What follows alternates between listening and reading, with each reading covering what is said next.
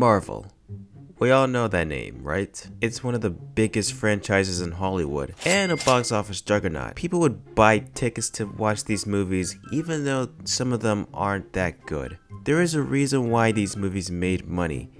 It's because of the PG-13 rating. The MCU is known of making money with that rating, mostly because they wanted to aim for more their age group, and if they did something R-rated, then it wouldn't make money. That's why the MCU isn't doing great right now, but in 2016, we got a movie that changed everything forever. Something that was outside of the MCU, and something that was part of the Marvel Fox universe. And that movie was Deadpool. Deadpool was the movie that everybody saw in 2016. It broke over $700 million at the box office. Probably one of the highest grossing R-rated films. Or probably not the only highest grossing R-rated film. I mean, there's others that made $1 billion and over that, but whatever. This made Deadpool shine a lot more throughout pop culture with his loudmouth humor, lots of charisma, and lots of violence. And that's what people like about him. When I watched this a few years ago, I didn't like it for some reason, but when I watched the second one, I immediately fell in love with this character and was excited for the third movie. And it's good that we got a third movie on the way. Aside from Spider-Man being my favorite superhero, Deadpool has to be one of the best ones out there. I grew to like the hero a lot more with how witty and quirky he can be. He also can be a little bit sentimental as well. These movies can go a little deeper if they feel like it. The first movie is pretty much a love story, or accepting who you are. I'm not sure if that's it. You can get mad at me if you want. And that's why I like these movies. It's mostly because of Ryan Reynolds. He's been asking Fox to make a Deadpool movie for years, but the people at the studio said no multiple times. Finally, the movie released and made money and spawned a second movie and a soon-to-be third movie. Since Deadpool and Wolverine is going to be releasing sooner than we expected, we should go back and review the first two Deadpool movies. So, let's jump into it. Now, this is the one that everyone went to see when this came out.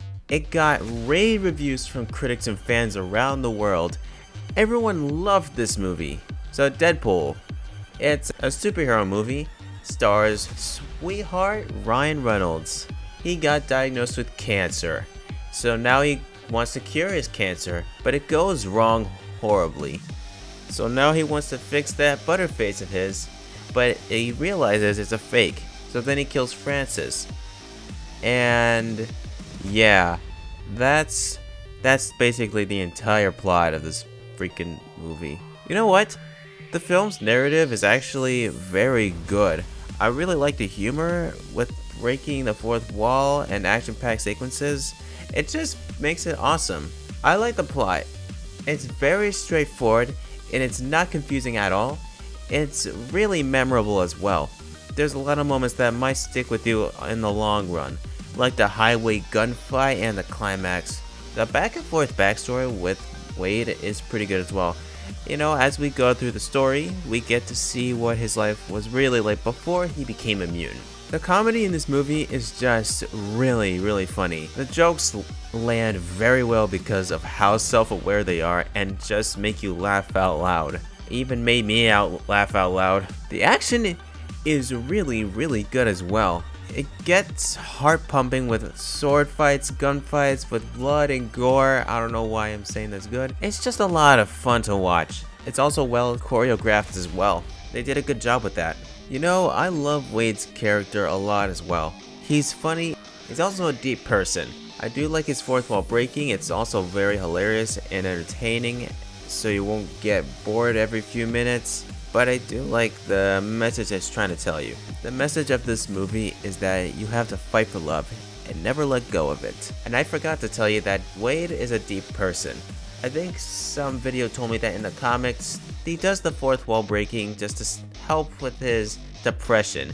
But we kind of get to all of that in the second movie. Maybe. I'm not sure. But let's get on to the second movie. This is my worst video yet. Okay, this is probably one of my favorite sequels I've seen in a long time. I watched this so many times because of how good it was.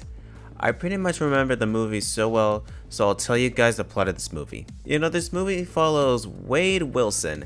After losing his girlfriend, he decides to join the X-Men, but instead he decides to kill some people to save a young mutant named Russell. He's important to the story. You'll know what I'm talking about soon. In this movie, we see Thanos, aka Cable, but we'll get to him later as well.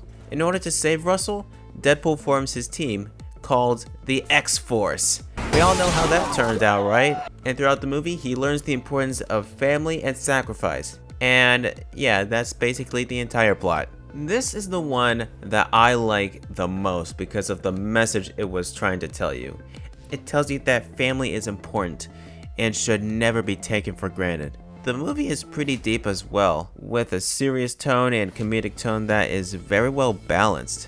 Alright, in case you don't know, Deadpool wants to kill himself because his girlfriend died, and he wants to see Vanessa, but she tells him it's not his time yet, and his heart is not in the right place yet. He knows that he has to protect the kid and realizes that he can make his own family and will never be alone. The action in this movie is even better than the first. It has a lot more fighting and violence just to make it more fun to watch. I like the way that Deadpool makes fun of Disney because this came out around the time Infinity War was being released. It makes sense because Josh Brolin plays Thanos. That joke still lands today. You know, the story of this movie is also straightforward as well. It's not confusing, it's not out of place, and yeah, it knows what it's doing. And during the post-credits scene, Wade goes back in time to fix the timeline, which include killing off Wolverine and himself for making Green Lantern. Yeah, because Green Lantern's made fun of in this movie, like,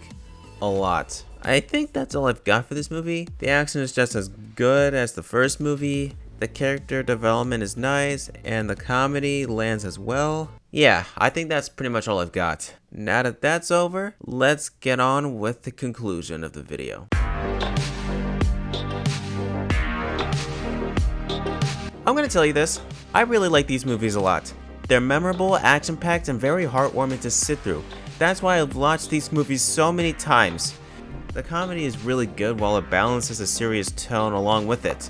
I'm kinda glad that this movie was made because more R-rated projects happened because of this whole thing. And all of this happened because of Deadpool. R-rated projects help superheroes to develop their characters a lot more and learn more about them and tell darker stories.